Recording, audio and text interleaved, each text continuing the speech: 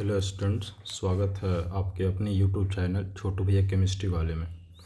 Dear students, आज इस video में हम लोग बात करने वाले हैं बेसिक केमिस्ट्री के बारे में। जो क्लास 11th में जो भी स्टूडेंट्स आए हैं और स्टडी कर रहे हैं उनके लिए काफ़ी हेल्पफुल होगा ये वीडियो।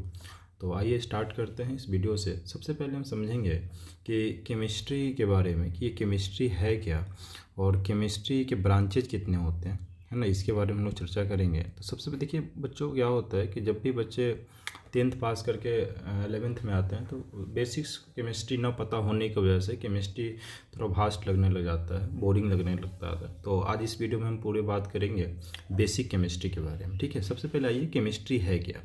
देखिए केमिस्ट्री के बारे में अगर बात करूँ तो केमिस्ट्री एक साइंस का ब्रांच, ठीक है, ये इट्स ब्रांच ऑफ साइंस, है ना। केमिस्ट्री जो है साइंस का ब्रांच है। जो आपको केमिस्ट्री में क्या पढ़ाया जाता है, जनरली आप इस चीज़ को देखें कि आप केमिस्ट्री में क्या पढ़ते हो। देखो होता क्या है बच्चों कि केमिस्ट्री एक साइंस का ब्रांच है जिसमें आप क्या स्टडी करते हो। देखो in which study about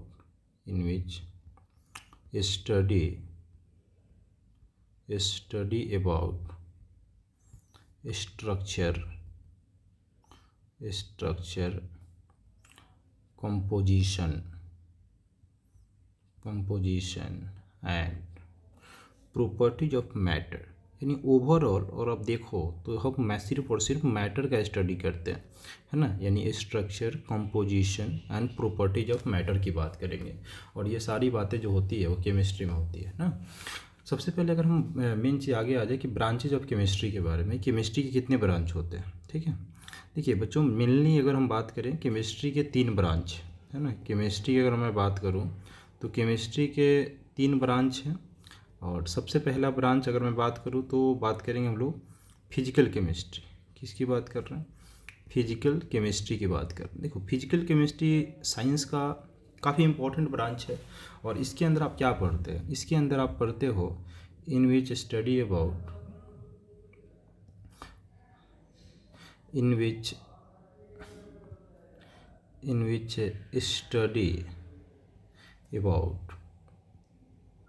physical state of matter,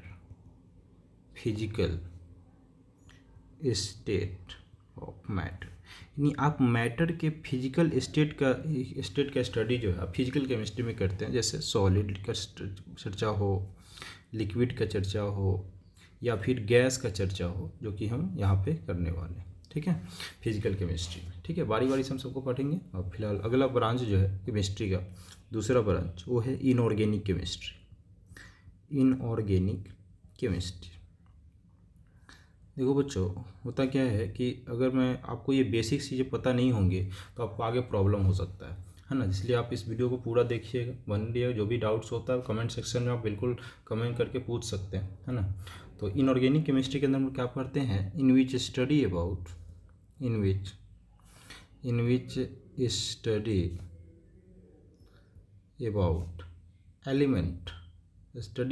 element and there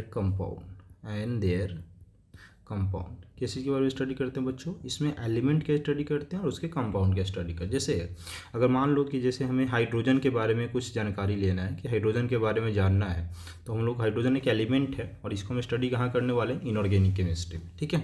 अगर मान लीजिए कि हमें कार्बन डाइऑक्साइड के बारे में स्टडी करना है तो हम इसका स्टडी कहाँ करेंगे? कि कंपाउंड है, इसका स्टडी हम लोग इनऑर्गेनिक केमिस्ट्री में करेंगे। जैसे मान लीजिए हमें वाटर के बारे में कुछ जानना है तो इसका स्टडी कहाँ करेंगे? इनऑर्गेनिक केमिस्ट्री में। जितने भी एलिमेंट्स हैं और से कंपाउंड, सबका स्टडी हम लोग कहाँ करने वाले हैं?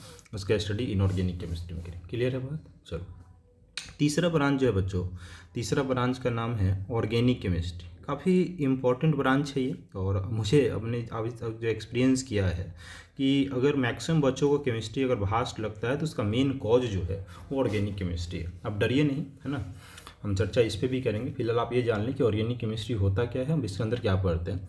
तो इसके अंदर आप पढ़ते हो इन विच स्टडी अबाउट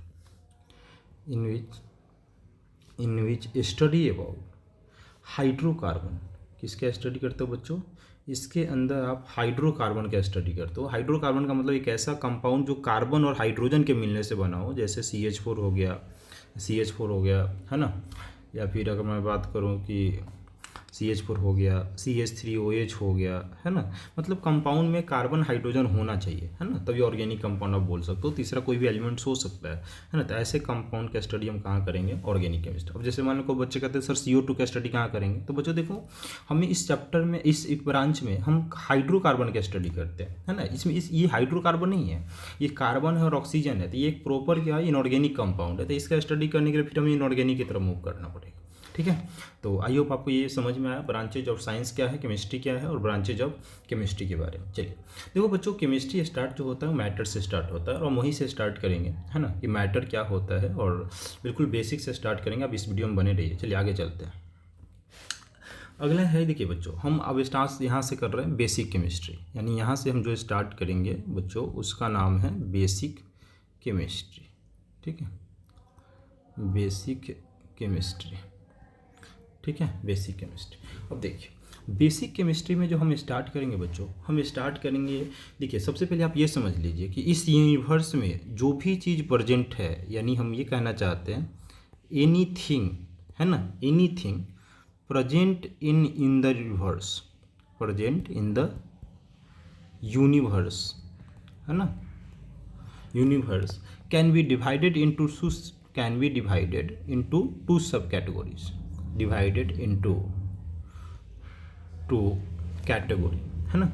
यानी हम दो कैटेगरी में, इस यूनिवर्स में जो भी चीज़ प्रेजेंट है उसको हम दो कैटेगरी में डिवाइड करते हैं, है ना। यानी मैं ये कहना चाह रहा हूँ कि ये अगर ये यूनिवर्स जो है, ये जो यूनिवर्स है ना, इसको दो पार्ट में बांटा गया। एक को बोला जाता है बच्चों मैटर, एक को बोलते हैं बच्चों हम लोग मैटर, और दूसरे को बोलते हैं एनर्जी। क्या बोलते हैं, मैटर और एनर्जी की बात करते हैं। पहला है मैटर और दूसरा क्या है, एनर्जी। तो ये यूनिवर्स में दो ही कैटेगरी है, तीसरा कोई कैटेगरी नहीं हो सकता, एक मैटर, दूसरा क्या है, एनर्जी, ठीक है। अब एक क्वेश्चन ये है कि क्या हम मैटर को एनर्जी में चेंज कर सकते हैं क्या, मैटर एंड एनर्जी क्या आपस में इंटर कन्वर्ट हो सकते हैं। तो इसका जवाब हाँ, बिल्कुल आप मैटर को एनर्जी में आसानी से कन्वर्ट कर सकते हो, ठीक है। अब ये कैसे, देखो फिजिक्स के बहुत बड़े साइंटिस्ट हुए हैं जिनका नाम था अल्बर्ट आइंस्टाइन। उन्होंने एक इक्वेशन दिया E बराबर mc², E बराबर mc²। ये इक्वेशन आप क्या बताना चाहता है, देखो E for energy, E for energy, है ना, M फॉर मास, और C को बोलते हैं बच्चों स्पीड ऑफ लाइट। क्या बोलते हैं, स्पीड ऑफ लाइट, है ना। और देखिए कितना होता है वो पता है, 3 × 10⁸ मीटर पर सेकेंड होता है। क्या होता है, मीटर पर सेकेंड। यानी लाइट का स्पीड जो होता है बच्चों, लाइट का स्पीड इतना होता है, यानी एक सेकेंड में 3 × 10⁸ मीटर डिस्टेंस ट्रेवल करती है, और इसका मास ये है। इस इक्वेशन का मायने क्या है, मतलब क्या है, अब इस चीज़ को समझ लीजिए कि अगर कोई पार्टिकल है जिसका मास m है, जिसका मास कितना बच्चों, m है, और अगर इतने स्पीड से अगर वो ट्रेवल कर रहा है तो ये किस में कन्वर्ट हो जाएगा, एनर्जी में कन्वर्ट हो जाएगा, अपने आप एनर्जी में कन्वर्ट हो जाएगा।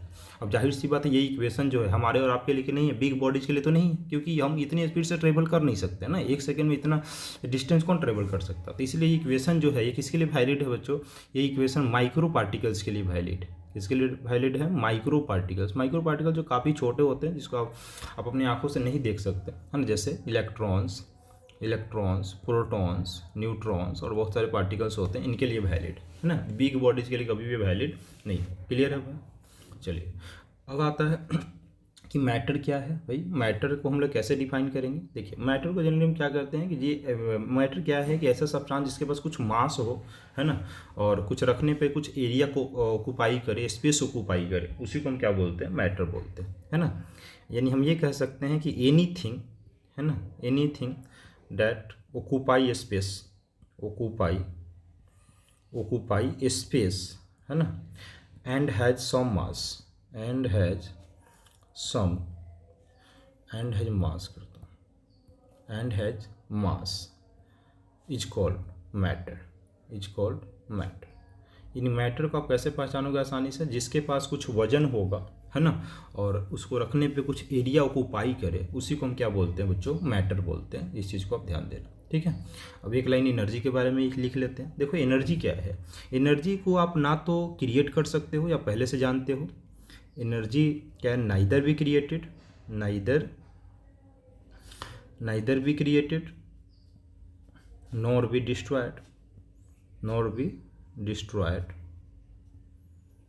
It can only transform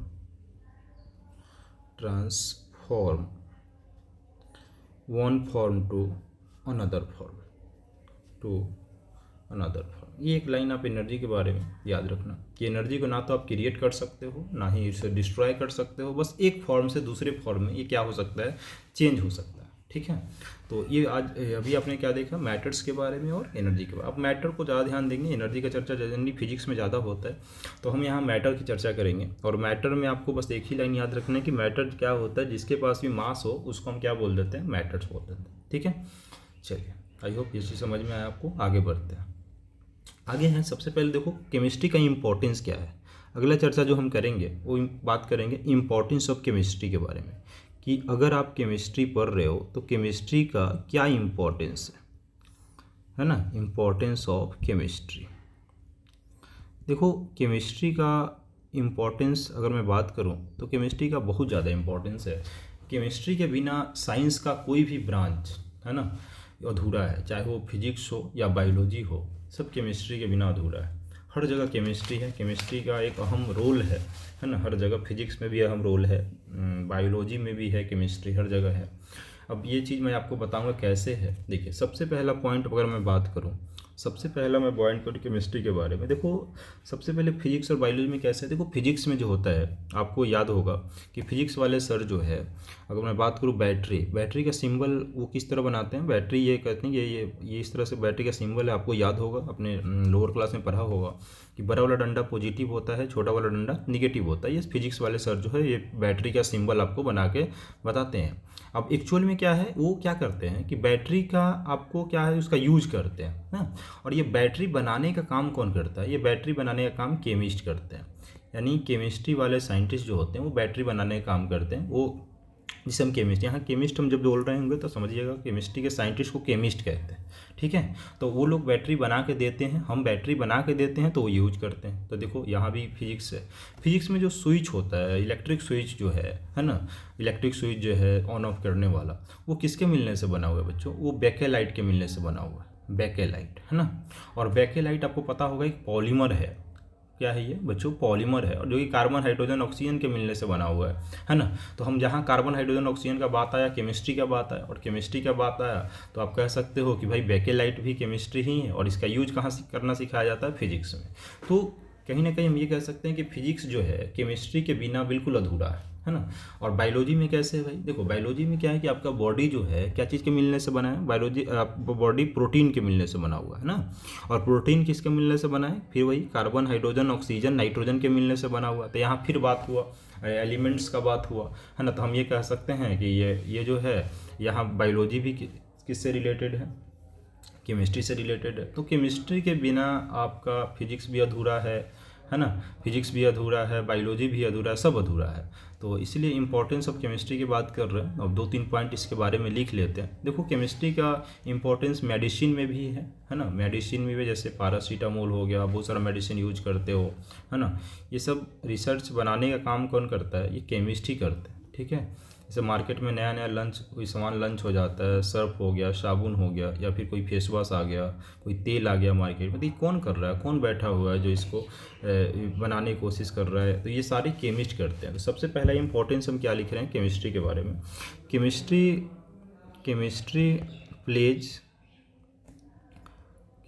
pledge an important role, chemistry plays an important role in all other branches of science, all other branches of science like physics, biology और ETC है ना। ये बात आपको समझ में आ गया, मैंने आपको समझाया भी फिजिक्स में कैसे इंपॉर्टेंस है और बायोलॉजी में कैसे। दूसरा पॉइंट बच्चों मैं ये कह दूँ कि केमिस्ट्री का एक बहुत अच्छा रोल है in the field of health, medicine और फूड में भी केमिस्ट्री है ना। यानी केमिस्ट्री प्लेज और सेंट्रल रोल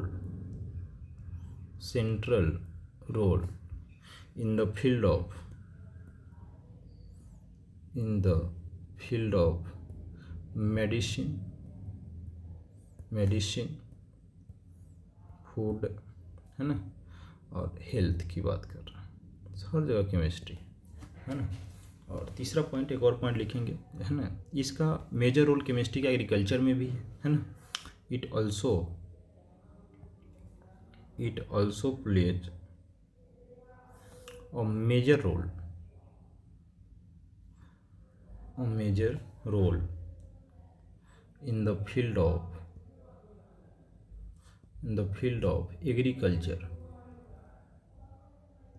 एग्रीकल्चर के फील्ड में भी केमिस्ट्री का मेजर रोल है ना। जैसे फर्टिलाइजर के एग्जांपल फर्टिलाइजर आप बोल सकते हो, फर्टिलाइजर के फॉर्म में भी केमिस्ट्री का यूज हम लोग कर सकते हैं, है ना। तो ये एग्जांपल। तो 3 इंपॉर्टेंट पॉइंट है जिसको हमने बताया इंपॉर्टेंस ऑफ केमिस्ट्री, क्या है इंपॉर्टेंस, आप इस चीज़ को आपने समझा। और